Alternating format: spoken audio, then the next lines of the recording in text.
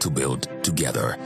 Today, high-impact entrepreneurs around the world follow in their footsteps, daring to dream bigger, scale faster, create new jobs, and multiply their impact by reinvesting in the next generation. They are the outliers who transform markets, societies, and entire economies. Tonight, we continue the legacy with them.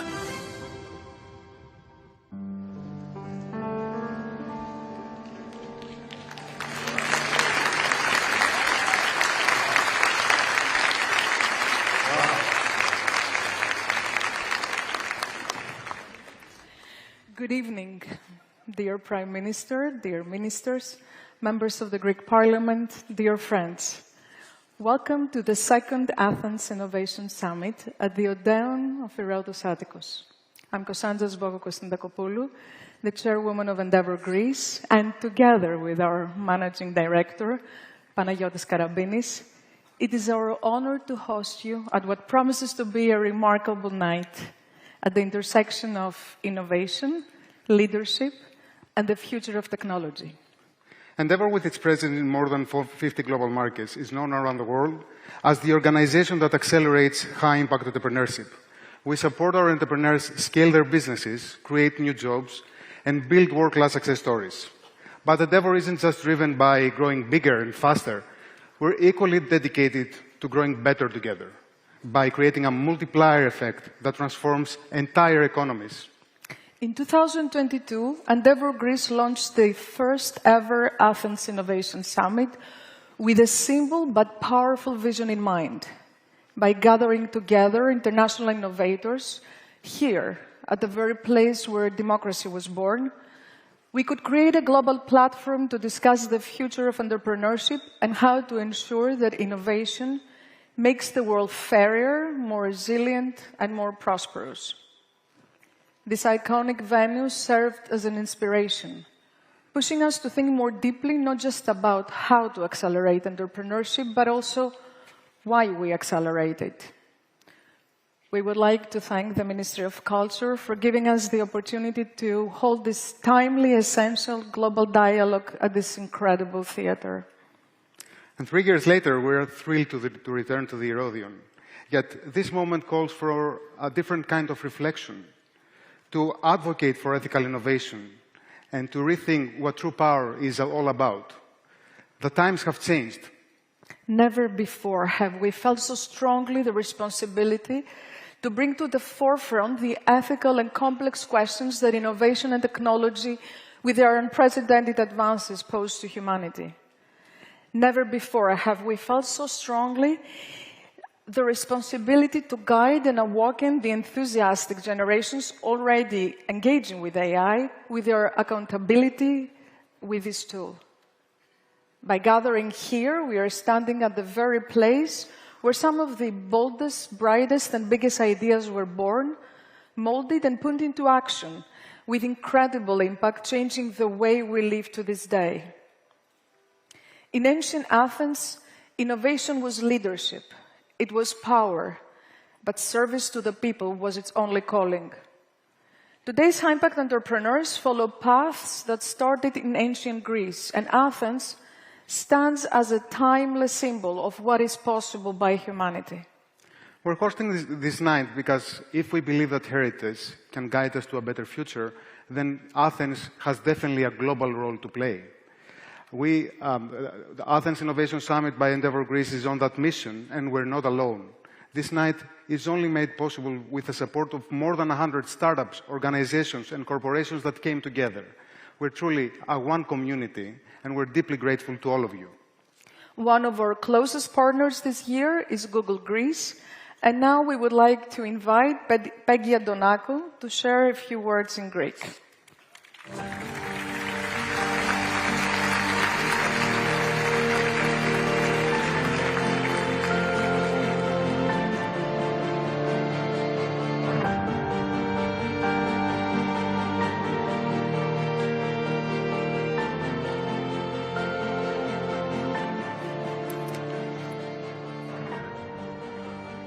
Καλησπέρα σας. Συναντιόμαστε απόψε σε ένα χώρο που μετράει αιώνες ιστορίας. Ένα χώρο που μας θυμίζει ότι η ανθρώπινη δημιουργικότητα είναι διαχρονική. Ότι σε κάθε εποχή ο άνθρωπος βρίσκει τον τρόπο να αφήσει το αποτύπωμά του. Εδώ, πριν χιλιάδες χρόνια, κάποιοι οραματίστηκαν, κόπιασαν, τόλμησαν να φτιάξουν κάτι που θα ξεπερνούσε πολύ τη δική τους εποχή. Μας χάρισαν αυτό το μεγαλειώδες, αιώνιο θα πω εγώ, θέατρο που μας φιλοξενεί απόψε. Μας χάρισαν τον Παρθενώνα. Τρανή απόδειξη ότι όταν τεχνολογία και τέχνη βρίσκονται σε διάλογο, δημιουργούν κάτι πολύ μεγαλύτερο από το άθροισμα των μερών τους. Από τότε μέχρι σήμερα, ξανά και ξανά, η ανθρώπινη δημιουργικότητα έρχεται και συναντά την τεχνολογία της εποχής και έτσι κάθε γενιά έχει την ευκαιρία να αφήσει το δικό της στίγμα. Ποιο θα είναι άραγε το δικό μας στίγμα, ας πούμε 2.000 χρόνια από σήμερα? Το δικό μας εργαλείο της σημερινής εποχής ονομάζεται τεχνητή νοημοσύνη και είναι δίχως αμφιβολία το πιο προηγμένο εργαλείο που συνέλαβε ποτέ ο ανθρώπινος νους. Και όπως κάθε ισχυρό εργαλείο, έρχεται με ευκαιρίες και προκλήσεις. Χρειάζεται όραμα, ήθος, ηγεσία, αλλά και σεβασμό, γνώση και κανόνες.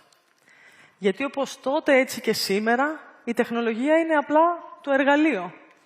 Εμείς βάζουμε το μυαλό και την ψυχή. Είναι λοιπόν στο δικό μας χέρι να χρησιμοποιηθεί για καλό, με υπευθυνότητα, τόλμη και συνεργασία. Σήμερα κρατάμε στα χέρια μας μια τεχνολογία ικανή να μεταμορφώσει εντελώς ριζικά τον κόσμο μας. Και ένα πράγμα είναι ξεκάθαρο. Οι δυνατότητες είναι απλά ατελείωτες. Πόσο συνειδητά θα τις αγκαλιάσουμε, πόσο αποφασιστικά θα τις αξιοποιήσουμε και ίσως το πιο σημαντικό όλων, πώς θα δουλέψουμε μαζί ώστε να διασφαλίσουμε ότι θα είναι σε όφελος όλων. Γιατί είναι σε τέτοιες στιγμές μεγάλων αποφάσεων, κυρίες και κύριοι, που παίρνει μορφή το κοινό μας μέλλον. Και είναι δική μας ευθύνη να το διαμορφώσουμε με σοφία, έμπνευση και θάρρος.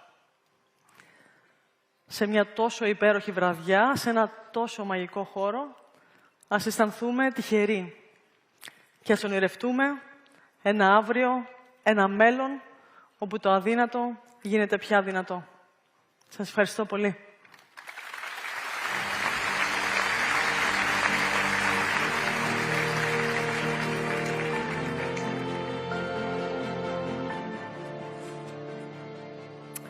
Thank you, Peggy. It is in this spirit of innovation, global dialogue, and visionary leadership that we are thrilled to welcome three remarkable guests tonight. Starting with our honorary guest, a pioneer at the forefront of artificial intelligence, a Nobel Prize scientist, entrepreneur, co-founder, and CEO of Google DeepMind. With a career spanning neuroscience, computer science, and artificial intelligence, he has led some of the most significant breakthroughs in modern AI, including AlphaGo and AlphaFold. He's also a leading voice in the ethical development of AI, advocating for transparency, safety, and human-centered design. Dr. Demis Hassabis.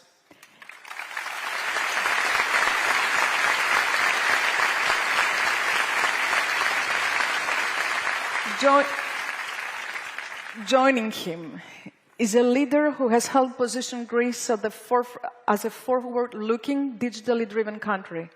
Under his leadership, Greece has implemented bold reforms in digital governance, education, innovation, fostering a culture of entrepreneurship and technological advancement. He understands the role of policy in shaping how transformative technologies like AI are used and how they serve people, not just progress. Prime Minister of the Hellenic Republic, Κυριάκος Μητσοτάκης.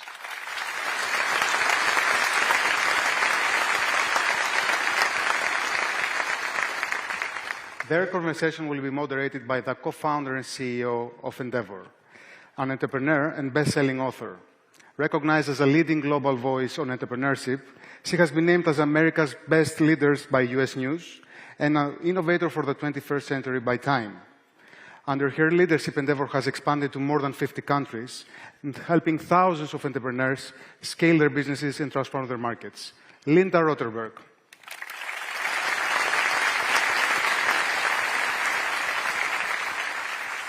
The conversation you're about to listen delves into the role of artificial intelligence in our fast-changing world, from healthcare and energy, governance and education to the future of technology. We invite you to engage with the dilemmas, the opportunities, and the accountability we all share in shaping a future where innovation serves the common good, and to ensure the humanity and the wisdom of our past remains a driving force. Enjoy the evening.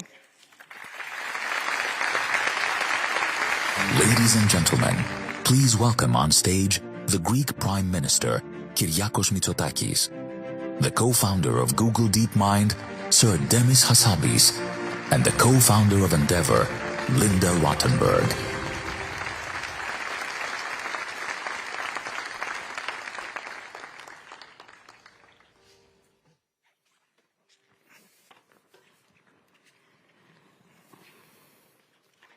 Absolutely. Yes.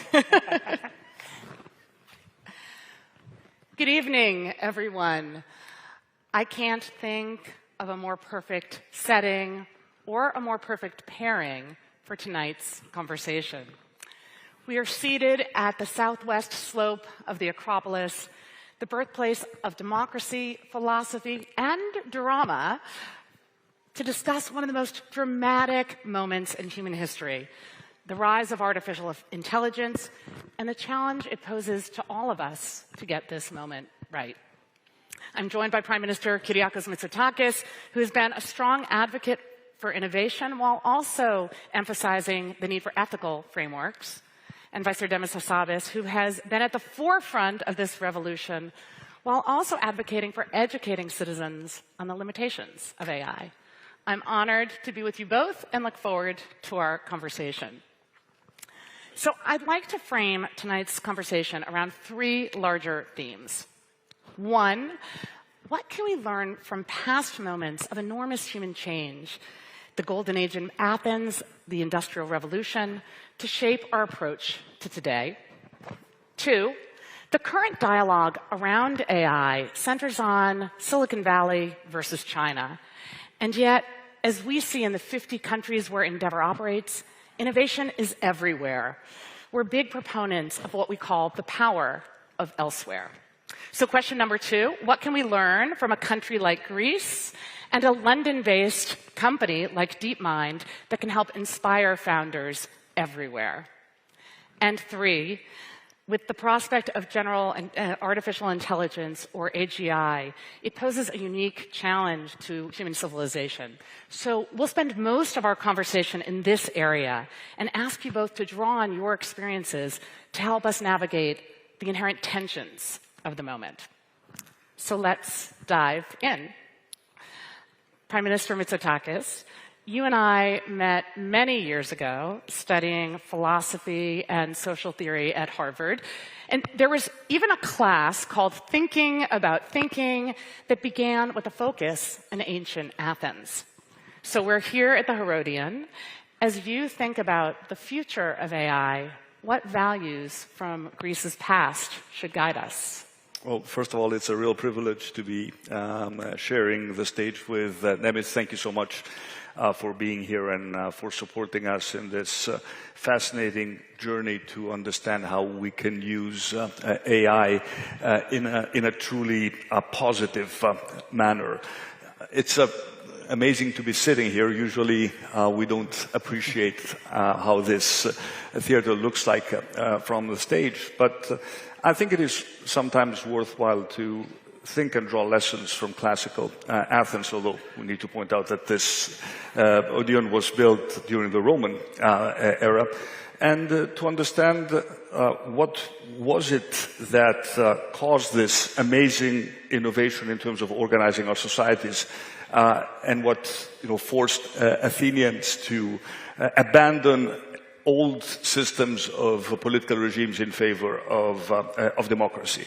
And at a time when democracy is under challenge everywhere, looking back to ancient Athens and trying to draw lessons from that unique experiment, acknowledging its limitations, I think is very much worthwhile, understanding the true power of debate, the necessity to be able to convince citizens who will then vote all together about the collective actions of the city.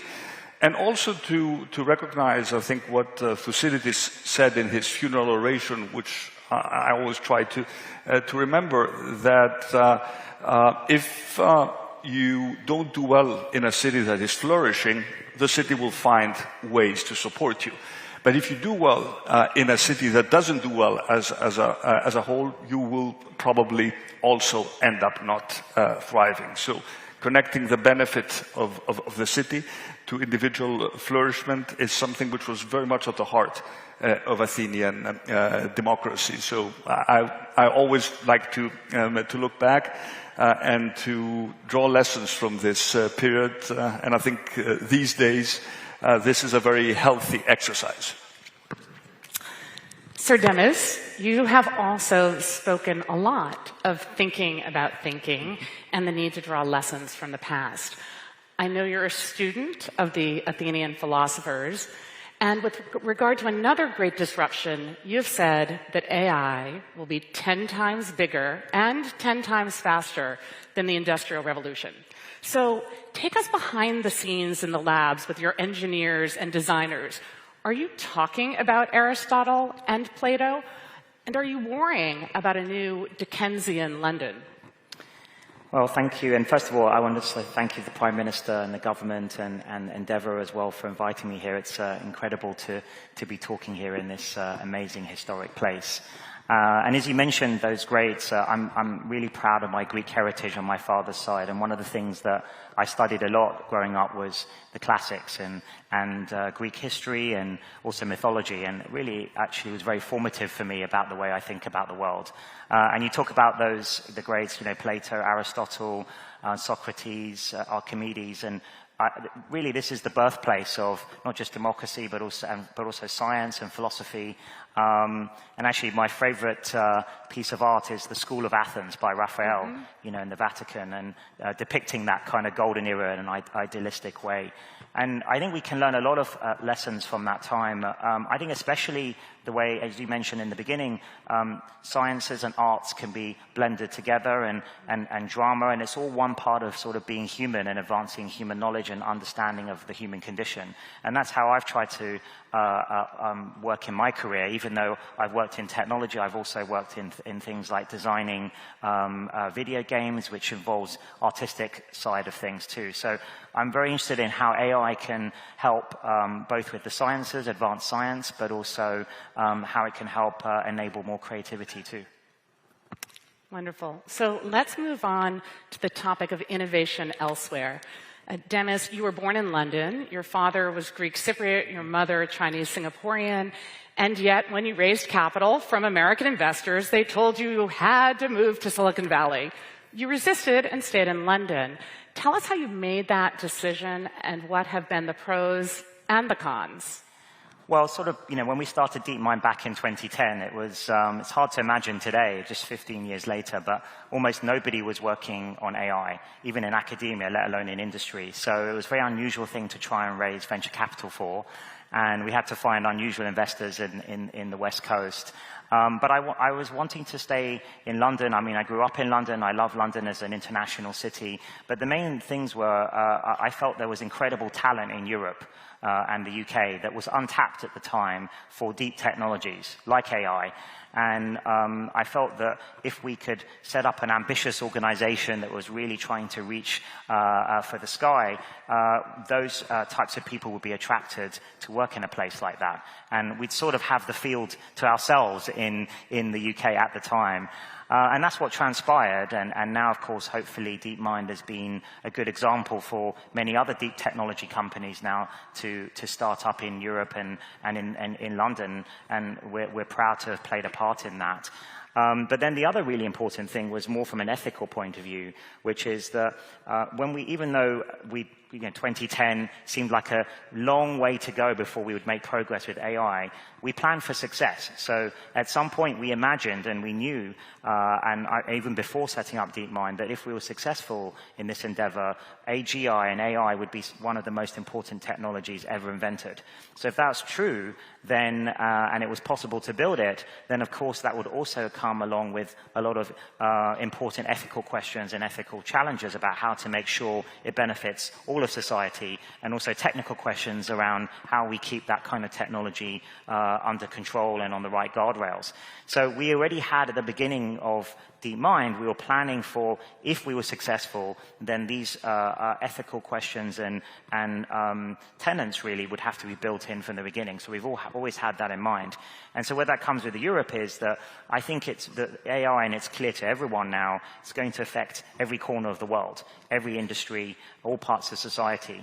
So I think it's important for the world to have a say in how this technology is developed, not just a small part of, California. And I think Europe's voice in that, I think, is really important, and the value systems that we have in Europe. So I think you can only have that kind of influence if you're also at the leading edge technologically. And that's what we've tried to wave the flag for with DeepMind and do our part in that.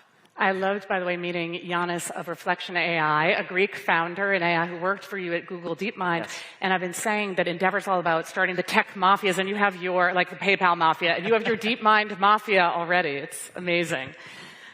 Mr. Prime Minister, you are working hard to make Greece a place that really matters in terms of innovation elsewhere. You and Endeavor Greece have collaborated on an initiative called Innovation Nation, and Pharos AI is one of the first AI factories in all of Europe. We were talking earlier, and you reminded me that you worked as a venture capitalist before you went into politics and have cared about this topic for a long time. So describe your local and regional efforts on innovation, and globally, how do you plan to compete for talent like Demis? Well, first of all, thank you, Demis, for mentioning the important role that Europe can play in this new emerging world where it seems to me that most of the discussion involves a competition between the United States and China.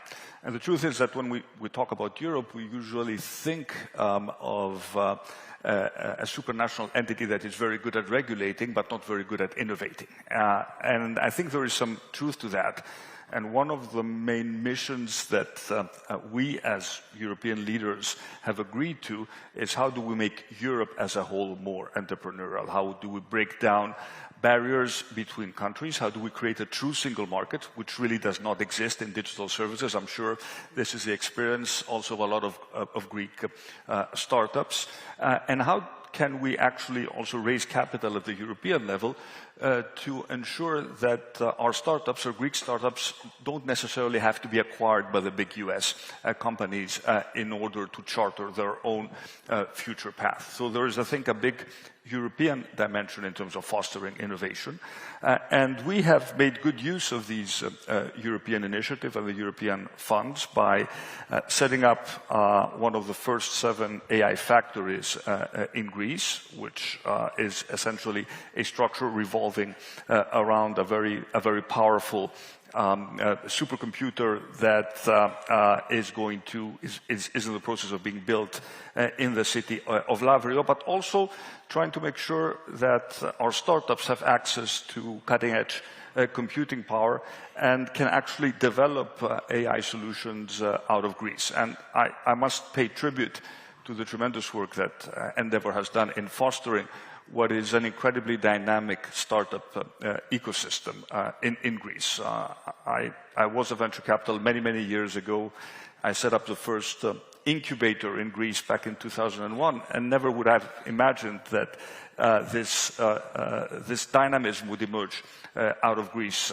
It's a complete change in the mindset of young people, thinking about entrepreneurship and actually taking the risk to set up their own companies. So for us, I see AI as a transformative technology that can really allow the country to leapfrog other European countries in our effort to catch up with the rest of Europe. It's as simple as that. And this means not just supporting our ecosystem of entrepreneurs, which is something that we do through incentives, through supporting more venture capital, but also trying to use artificial intelligence at the level of the government. This was a topic of the discussion that we had today, in terms of becoming much more efficient, but also in terms of identifying specific verticals where AI can truly be transformative. Healthcare, education, civil protection, just to mention a few of these vertical areas where we really want to be at the forefront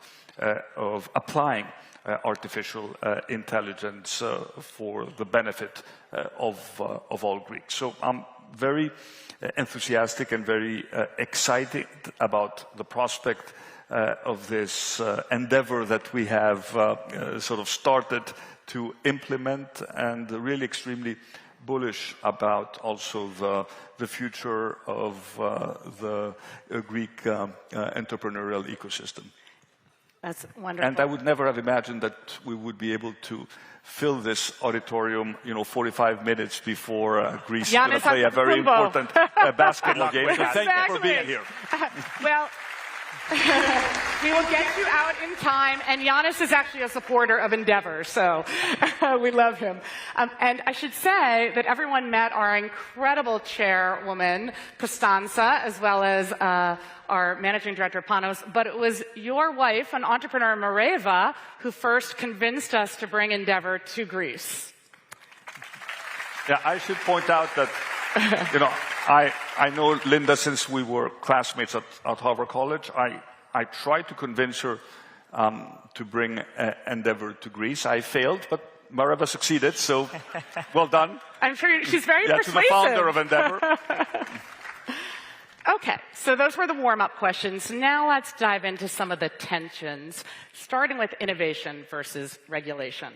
So, Demis, you're part of an industry that is famous for its move fast and break things philosophy, which translates to government, keep your hands off. And yet, you've said that perhaps AI was released from the lab too early.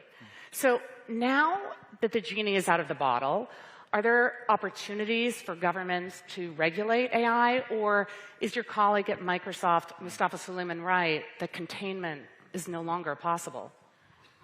So, I think we've thought a lot about these topics over the years, and I feel like you've got to be at the cutting edge of the technology to understand what's coming down the road.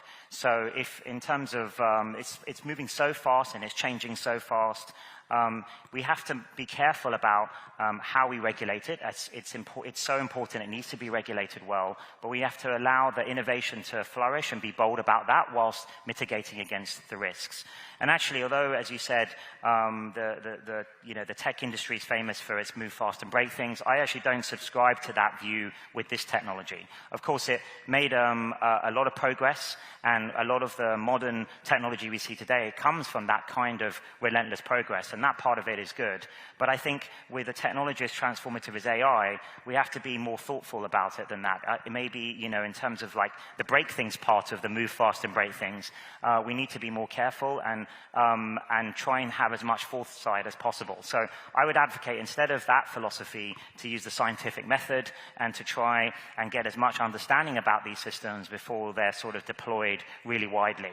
And it doesn't mean we'll get everything right all the time, but because it's moving so, things are changing so fast, but we should try and do the best things possible to safeguard against these risks, whilst enabling all the amazing use cases like advancing science and medicine, and all the amazing things that I think AI will bring into the world. So we've got to get that balance right of being bold with the opportunities, but being responsible about mitigating the risks. And, that's going to be a continual tension, creative tension, I think, all the way to AGI. I love that answer. Mr. Prime Minister, what is your answer to the question of regulating AI, and what can national governments like yours do, or should there be some sort of supranational structure akin to what we did in the monetary system following World War II? Some are calling for a Bretton Woods of AI. Well, I've been thinking a lot about this question, and unfortunately there is no easy answer. I do believe that at some point some sort of global arrangement will be necessary, especially an understanding between the US and China that there are real risks involved in this technology, and that if this becomes a race to who develops first the most powerful model, then there is really no incentive to regulate, because there are commercial incentives and geopolitical incentives just to be the first to get your hands on this extremely powerful technology. And this, of course, creates an environment where no one talks about regulation, and very few people are as thoughtful as Demis about the consequences and the ramifications of this incredible technology that we have created. In Europe, we have our own regulatory framework, which I think is reasonably well thought out. And I'm talking about the AI Act. But at some point, we don't want to be a regulatory black box in a world where no one is talking about regulation. So I think it is important to engage both with the United States and with China, and certainly to engage with the big technology companies. And in my mind, we need to pick our regulatory battles in a smart way. So we need to set some clear priorities. For example, for me and for Greece, there are two areas that concern me profoundly. The first is the health and the mental health of kids and teenagers.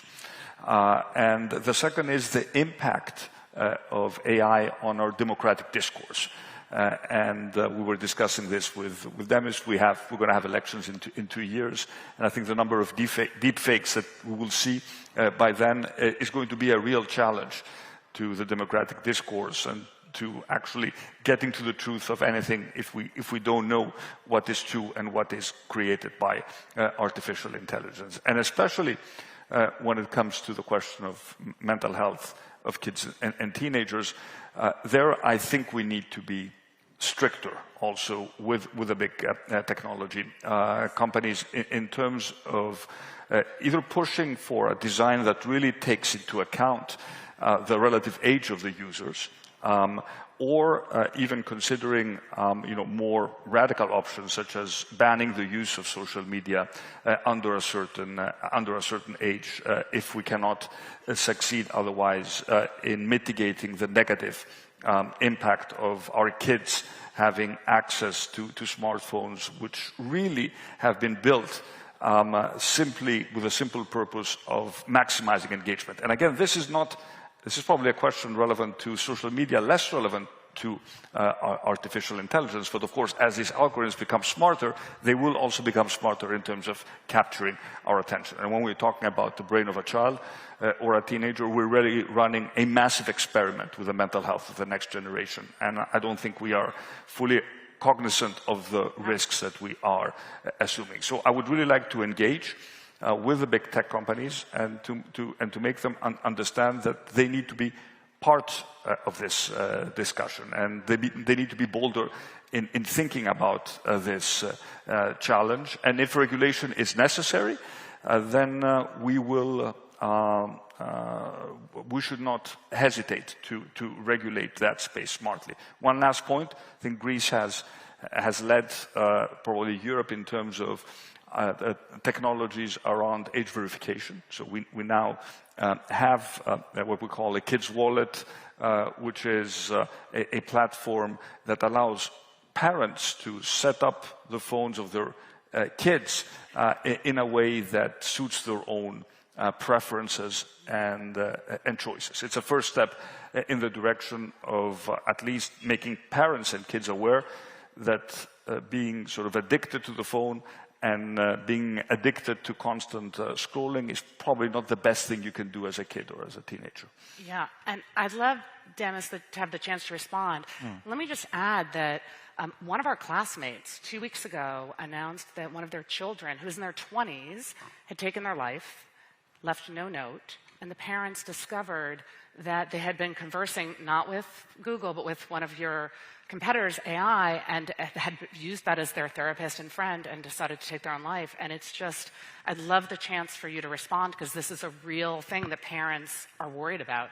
Yeah, there's a lot of complexities here that I think have to be navigated very carefully, and I think the Prime Minister is absolutely right about that. And we at Google, of course, are thinking very carefully about those things.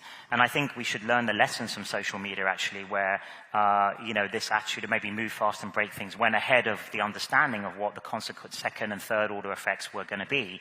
And I think with AI, we have to get that right.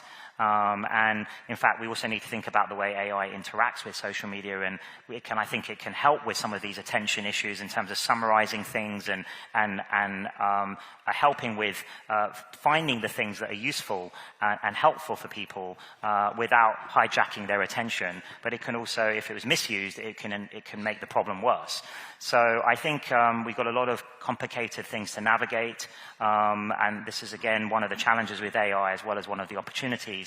And I also agree with the Prime Minister that ideally we would have some international cooperation or understanding or minimum standards around the deployment of AI. So I think that's where the rubber meets the road, is where there's the research and there's interesting research challenges there about AGI and autonomous systems and how to keep control of those things. But actually how, when it affects the public, it's through the deployment in products and services. And I think that's where maybe regulation in the near term can focus on, because it's more tangible as to what the effects are that governments want to and society wants to see. But again, enabling all the good use cases of AI as well, and increase productivity in science and in medicine and those things. So again, it's going to be about getting that balance right between innovation and mitigating the risks. Another area where there's dissonance between political leaders and tech leaders is whether the future will be shaped by scarcity or abundance. Mr. Prime Minister, I suspect or can imagine that a lot of your energy is focused on managing the real-world consequences of climate change. And yet, we hear from the futurists that AI will solve all these problems, ushering in an era of radical abundance, and all we need to do is shift our zero-sum mindset. So, as a leader, how are you balancing the short-term anxiety with the long-term promises? Well, Keynes famously said, in the long term, we're all dead. So I think it's a very valid question, and I think that if one were to try to imagine the world in 2050, I think a lot of the challenges that we are facing today, such as, for example, nuclear fusion, unlimited, cheap energy, these problems will probably be solved by then. But the question is, how do we get from where we are today to where we will be in 25 years? And there is no doubt in my mind that AI can create tremendous productivity gains and hence create tremendous wealth. Now, then the question becomes, okay, if there is a lot of wealth to be created, how is this wealth going to be split, and how is everyone really going to benefit from this amazing technological revolution? And we were discussing what happened during the Industrial Revolution, and this transformation is going to be much more significant. And there was a lot of social upheaval, and we should have no doubt in our minds that a lot of jobs will be threatened and will be destroyed as a result of this revolution. And we're not just talking about blue-collar jobs, we're talking about white-collar jobs. And that is going to cause a lot of anxiety.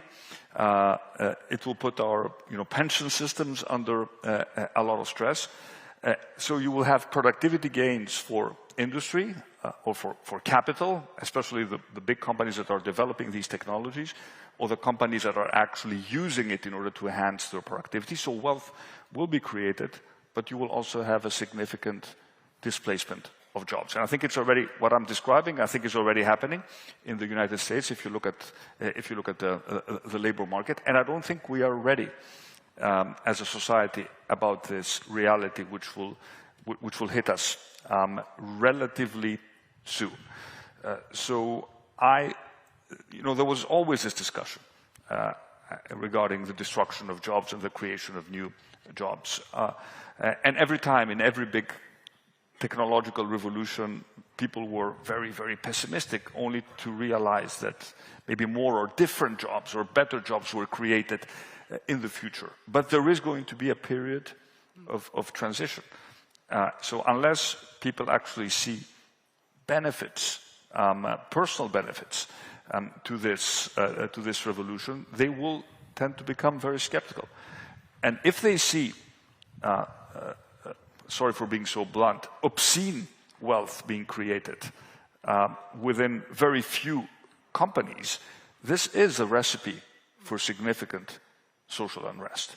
So I would very much urge us to engage in a more substantive discussion with the technology companies to at least acknowledge the fact that these changes in the labor market may actually happen sooner than we think. Because at the end of the day, if AI is a productivity tool, it enhances clearly the productivity of workers, but it will also replace human labor. And every corporation would have an incentive to do that if at the end of the day the return on its investment is positive.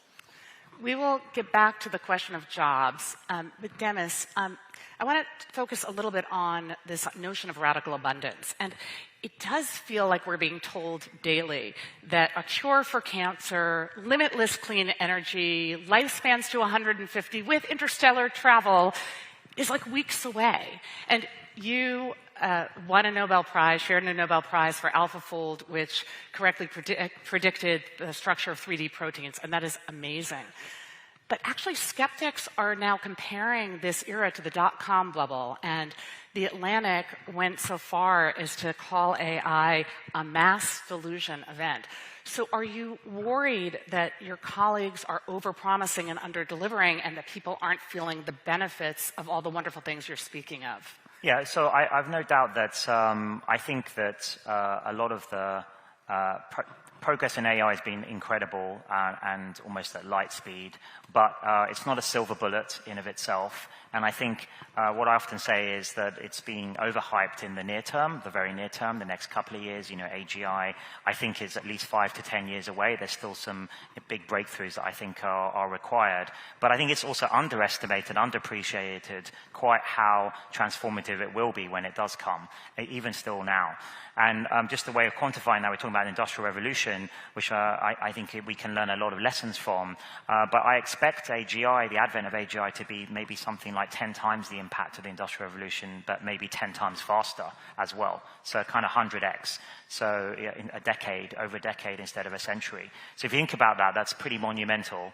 I think that's what's coming down the line, and we have to use the time now, and governments and technology companies and society needs to use the time now to prepare for that and what that means. And I think there'll be these amazing things. There will be this kind of notion of radical abundance in terms of, and AlphaFold, I think, is just the first example of that we'll look back on in a decade, and hopefully there'll be many more examples of these big breakthroughs. Working on cancer-related drugs. Yes, on things like fusion and material design, optimal batteries, all sorts of incredible new technologies in both energy, in physics, and in medicine. And I think that could lead to a world where we have this notion of radical abundance, where we're not limited by the amount of resources. Maybe we're also, because we have this unlimited sort of renewable free energy, we can make space travel easier. These types of things, they sound quite fantastical perhaps today, but I think in 5 years' time it would be perhaps maybe normal. But then the question comes is, how do we make sure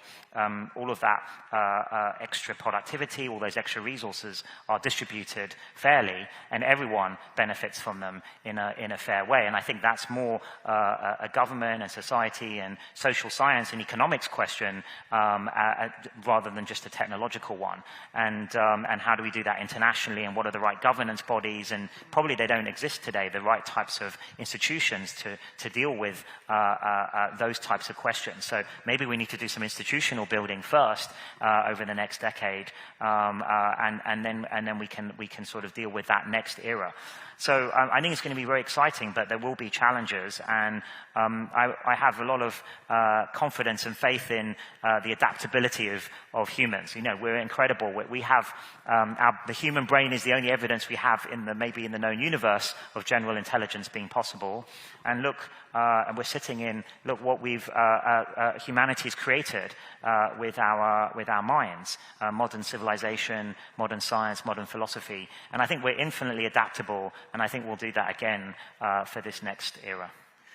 So you brought up near-term jobs, and he's saying that part of the near-term allocation of equitable distribution of resources and jobs is up to leaders in government like you. And what steps are you taking to ease this uneasy transition? How are you preparing Greece for the disruption of traditional jobs, and how are you preparing Greek citizens for the new jobs of the future?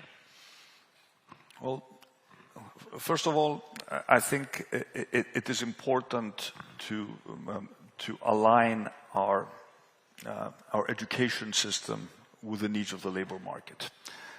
This is a challenge that is faced by all governments. As the requirements of the labor markets change, so do also the expectations from our educational system. There is a lot of talk about reskilling and upskilling. It's a difficult exercise to implement, but it is probably the only solution I can see in terms of ensuring that we can offer people maybe slightly different jobs from what they had, which will be better adapted to the new reality. And of course, I do need to point out that Greece is a country with a healthy manufacturing base, but it is primarily a service economy. And I think service economies probably in the short term are better protected than countries that rely more on manufacturing, where I can see the double impact of AI and robotics, because we have not spoken about robotics yet, but I think that is another completely transformative technology to significantly displace a large number of jobs. Look at Europe, for example, and the importance of the automotive sector. Electric cars require fewer components. The supply chains will be shrunk. We're faced with a lot of competition already from the US and in particular China. So the countries that are dependent on auto manufacturing, unless we radically rethink the role of the European auto industry, are going to be threatened in terms of significant job displacement. In our case, for example, in tourism or in jobs, we discussed it, that require still human interaction, we are in the short term better protected. I don't yet see, in the near future, a robot being able to serve a customer who comes to visit Greece. But this does not mean that the job displacement has not started, and we need to be very monitoring the labor market very, very carefully and try to adapt as well as we can. And of course also educate our children in terms of using these new technologies.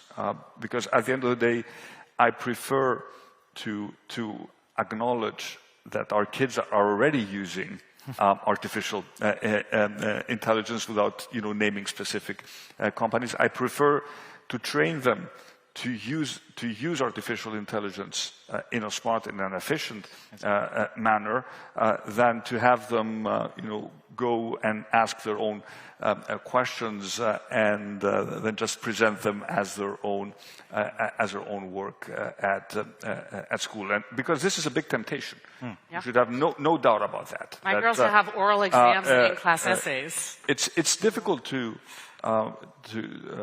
explain to, I don't know, even a 15-year-old or even a college student that they actually have to think and write if artificial intelligence can do this for them. So we should also talk to neuroscientists about, the development of the brain and what are these basic skills that are required for us to become fully developed, well-functioning humans, because our brain is a product of millions of years of evolution. But if it starts losing the capacity to do things which it has been doing for many, many years, what could that mean for a generation of kids who may have difficulties just writing if artificial intelligence can write for them?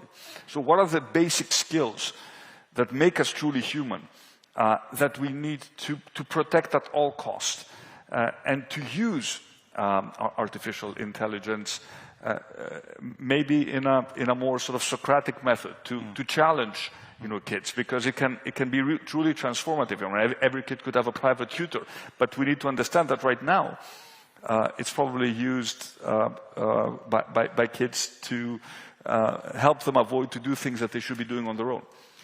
Yeah, I totally agree. Yeah, I totally agree with that. I think that's why, the educational system has to catch up, I think, in terms of kids are using these systems today, but maybe not in the most beneficial way. How do we train the next generation to use these new tools in ways that are complementary to human thought and help advance their productivity? And if we do that, I think they can have 10x the kind of productivity and output that we have today, just in the way that if we use computers in a smart way. People used to worry about this when the advent of home computers, also mobile and the internet, but they can be used both in positive ways to speed up things like learning and understand more than one subject area, make connections between those things. So, for example, multidisciplinary thinking, I think, is easier than ever before now because of the availability of that information, but only if you go and do the hard work to go out and get that and actually absorb it properly rather than just on a superficial level. So I think that this has lots of implications for our educational systems. But I think for the next decade or so, I would still advocate the core learnings in STEM, mathematics, physics. I think if you have a better understanding of how the technology is built, you'll be able to use it in more productive ways. I think that'll still be true for the next phase. Yeah, and I'd love to hear just one level down. There's a lot of debates as to which short-term jobs will be most at risk. So where do you come out of this? Who's most vulnerable in the short term? And longer term, what would you recommend? What skills, what tools, what knowledge should kids today, students today, lifelong learners be developing? And if you were back in colleges, what STEM classes and what humanities classes would you be taking? Well, look, I think it's very hard to predict the future, like in 10 years from now in normal cases, even harder today given how fast AI is changing even week by week. So what I would say is the only thing you can say for certain is that huge change is coming. So if you have that as a premise, then we need to start thinking about with students of today, what are the meta skills, I call them, that you need to learn in addition to knowledge that you need to have about mathematics and sciences and so on, and humanities. What about the meta skills of learning to learn? Learning about yourself? What conditions do you learn best under? How do you optimize your own learning rate on a new subject? Because one thing we'll know for sure is you're going to have to continually learn, I think, throughout your career. The opportunities, I think, will appear is actually the biggest ones will be connecting two different subjects together and finding something that is analogous between the two or combining them in some way. And one of those subjects could be AI, applied to many things. But I think there'll be lots of low-hanging fruit, both scientifically and in business, in finding interesting connection points between two seemingly disparate fields. So that speaks to this sort of idea of like multidisciplinary learning. And I think AI can actually be a very helpful tool, personalized education, personalized tutor, to allow you to go much more deeply into many subjects than perhaps you could before. Wonderful. So perhaps the area of greatest tension as we move toward AGI is around this issue you brought up, Mr. Prime Minister, about the essence of what it means to be human. And if we go back to ancient Greece for a moment, what made this hillside famous wasn't just the thinking about thinking, it was the architecture, the theater, the creativity. As the mother of an art historian and a poet, I'm especially interested in what happens to these areas of our shared identity. And Demis, you come from an artistic family and have an artistic background. You've also said that culture is the output of our collective brains. So how do you believe that AI is going to reshape culture?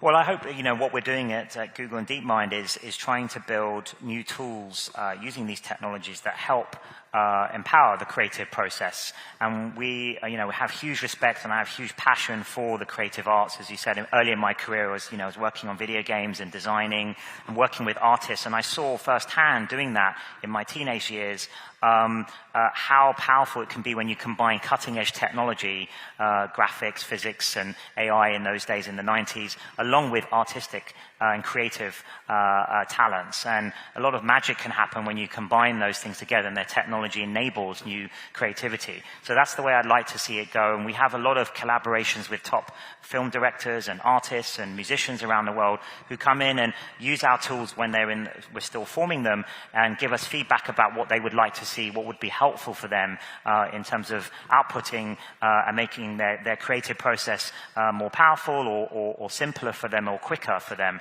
And I think that's still in the early days of exploration now of how that will be enabled. And actually, just going back to the jobs question, I think there's still this part of like the special element that almost like the soul of the art and the culture that the human narrator or creator will bring to the art itself. And I think that's never going to change. And I think that's the heart of drama and human drama and all of these things. And I think AI tools will just be enablers of those things. And with jobs, it may be that sort of counterintuitively, we may revalue certain services or certain expertise. That may change, but that may not be a bad thing. So, for example, one counterintuitive example I give is that we may end up valuing nursing or caregiving more than being a doctor because of the different way AI will affect those different professions. But perhaps we are undervaluing and underpaying caregiving today. That might be the case. So we'll have to see how that develops over the next decade or so. Great. I want to come back to this issue of creativity and what it is to be human. But, Mr. Prime Minister, you've said that Greece should contribute to the global ethics of AI, and you've also argued for a human-centric approach. So what do you mean by this human-centered approach, and what should Demis and his colleagues keep in mind as they're pushing towards AGI? Human-centric approach to AI means that AI should be a tool towards human flourishment and not a replacement for human activity or human thinking. So it's a question of how AI can help us become better, to put it in very, very simple terms, which, of course, sounds like a very general statement, but if you dig a little bit deeper, it raises a lot of questions. As you asked the question of basic philosophical question of whether we can treat, how do we approach AI? Does AI have a conscience? Can a system of artificial intelligence express emotions? What if a 15-year-old starts interacting with a system of artificial intelligence and that system becomes, that bot or whatever you call it, becomes his or her friend? And how do we program these algorithms in terms of dealing with what is a fundamentally human prerogative, and that is emotions? Because we've spoken a lot about thinking, and emotions is what distinguishes us to a certain extent from all other species. So we know that AI can do a reasonable amount of thinking, and it can speak in natural language. So speaking, which is also what distinguishes us from all other species, is already been done by AI. But how are you going to program these algorithms to ensure that if a 16-year-old starts engaging with the system, and this is a real example, and starts asking questions about suicide, that the system steps in and offers those answers that one would expect it to offer. And there is no easy answer to that. But this is a topic that really concerns me, and I would be very, very interested to hear Demis's thoughts on this. Yeah, this is where I think we are really talking about philosophical issues here in some sense, not just technological ones of what it means to be human, what is special about the human condition, what do we want to protect about that. And I think I would advocate, although we're only just one part of the field, but with our kind of leading role of like building AI in the first instance very much as a tool that enhances and helps humanity flourish. And I think if we do that in the right way and build it in the right way, I think we can have sort of this amazing new golden era of maximum human flourishing where we understand the universe around us a lot better, human health is enhanced, and perhaps we're also, as you mentioned earlier, traveling to the stars and spreading consciousness to the universe. So I think that could be the future, an amazing golden future for humanity. But on the way, I think the first step will be to build these incredible tools and then maybe use those tools to help understand our own minds better. What is consciousness? Can we define exactly what it is? That's still in the philosophical realm. Can we measure it? Do these systems have any semblance of that? I think today, currently, they clearly don't. And other things that we think of as uniquely human, from creativity to emotions to dreaming, we would like to understand, I think, from a neuroscience perspective and psychology perspective, what those mechanisms are. And then I think we'll have to make, at the next stage, the decision about what are future AI systems, what should we build into them. But I think for the very first step, we should very much think of them as useful tools. And that's what humans are in the end. We're tool-making species. That's what separates us from the other species, is our ability to make tools, both physical and now with computers, sort of digital. I'd love to dive into this because I heard a wonderful podcast you did with a mutual friend and Endeavor Global Board member, Reid Hoffman. And you and Reid were talking about these new AI tools and natural language prompting, what some are people calling vibe coding, and how if harnessed correctly, creatives, film directors, game designers, and other creatives could become superhuman. And tying that into our conversation about elsewhere, two of the most exciting companies in the Endeavor network now are 11 Labs, the leading voice AI company in the world, founded by two Polish entrepreneurs, and Runway, which is pioneering video generation AI, founded by two Chileans and a Greek. And so I'd love you to tap into this notion and expand on how AI tools can superpower us or make us superhuman and not just the pets of AI. Yeah, so I think these kinds of tools you're talking about, and we help build a lot of the models that are underlying some of the things that some of these tools use, is going to be empowering in a couple of different sort of slightly different ways. On the one hand, I think it will democratize creativity in the sense that everyday people will be able to create interesting things quite easily, much more easily than they can today, using some of these tools, video creation, audio creation, and so on.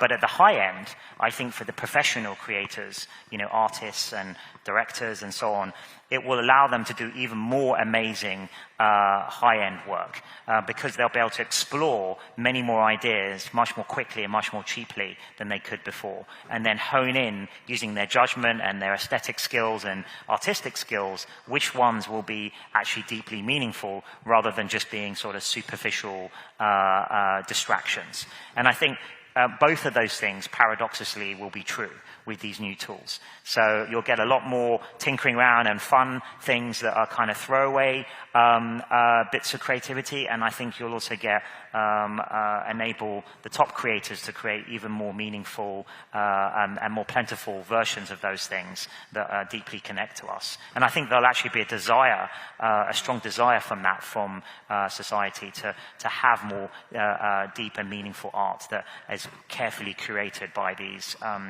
brilliant artists. That's hopeful. Okay, before we turn to the last question, Mr. Prime Minister, I would love to hear your thoughts on a topic that we haven't explored yet, which is the subject you began with, which is AI and democracy. To many of us, democracy is feeling fragile now. And do you have any hopeful thoughts to offer us? And then we have a basketball game.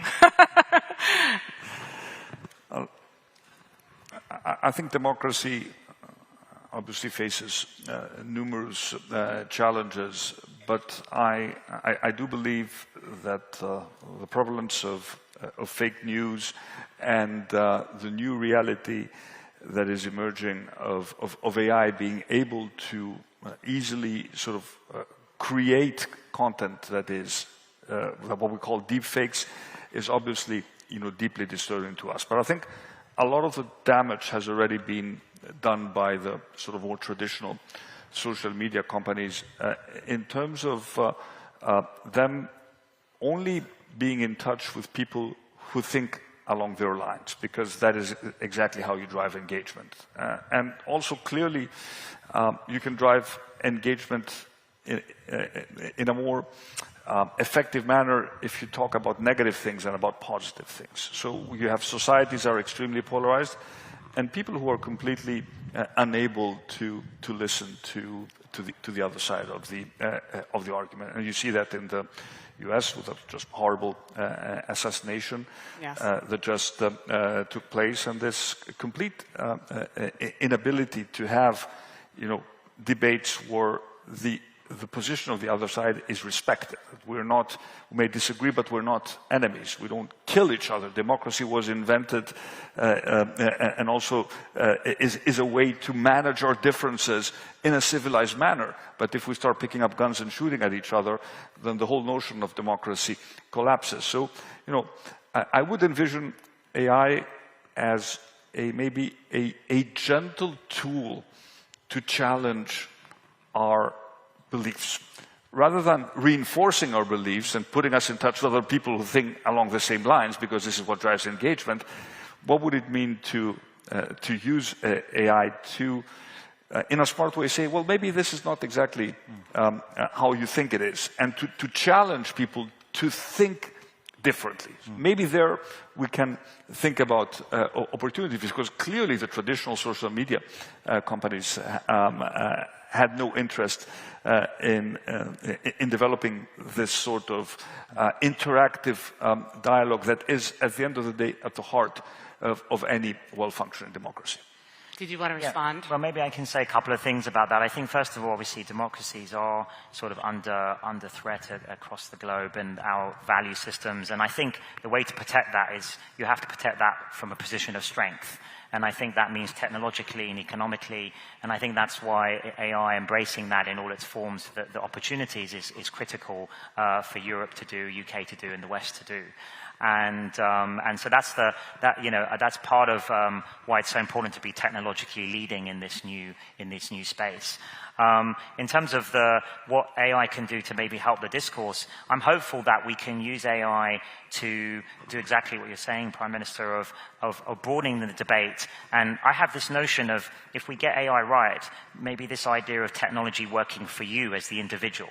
So you have a personal assistant that has your best interests in mind, and maybe then surfaces things that are perhaps nourishing or beneficial or helpful to you, not just what the kind of social media algorithms do today, which is mostly optimizing, a single sort of optimization process of your attention, grabbing more and more of your attention, but not necessarily in a way that's beneficial to you as the individual. So I think with AI, because it's going to be a much more sophisticated algorithm, if you like, than today's very simple statistical algorithms, it can potentially take into account much more things than today's sort of narrow social media algorithms. And of course, you, as the individual, can speak to it in natural language and effectively program what you would actually like your assistant and your technology to do for you, and then have it go out and almost negotiate this torrent of other algorithms to bring to you what will be helpful and beneficial to you and helpful in your daily life, including exposing you to more interesting ideas. So that's my hope for what AI will end up being used for. And I think the capitalists and market dynamics will hopefully select, and users and consumers will select for those types of AI systems that do have those attributes. So 1 minute for each of you remaining. What do each of you hope that the 5,000 citizens and leaders in the audience take away from today's discussion? Would you like to go first or a second? He'd like to go last. Well, hopefully everyone can take away the thoughts of how much complexity is here, and there are people thinking about this who are in the technology area, but also how all parts of society that are represented here have to come together and have these kinds of debates, and also on an international level. And I think Greece has a really important part to play in that as a cradle of democracy and science, and maybe helping to lead the EU and Europe to think about these things in a nuanced way. And so, that's what I hope everyone's going to go away being inspired by, also the opportunities that AI represents in the sciences and medicine and some of the things we've discussed.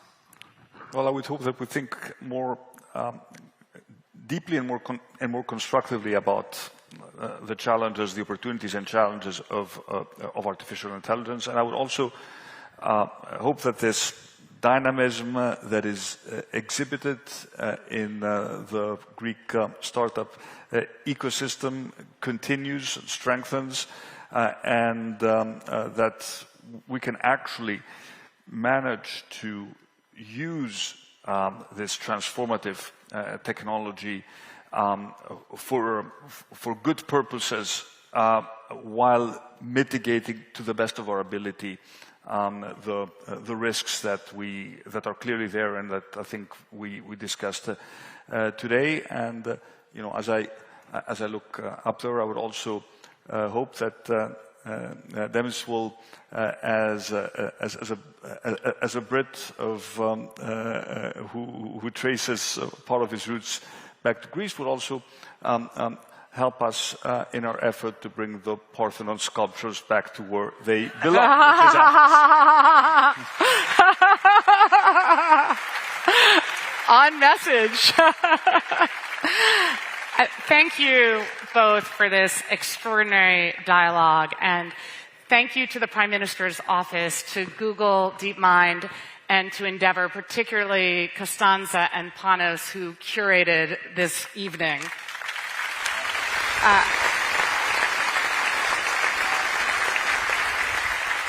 Sitting here, well, I was just going to say, sitting here in this extraordinary venue, we're reminded that the future isn't just for computer scientists and political leaders, it's for philosophers and artists and citizens, and that multidisciplinary dialogue is the way forward. So thank you. Thank you all. Go Greece!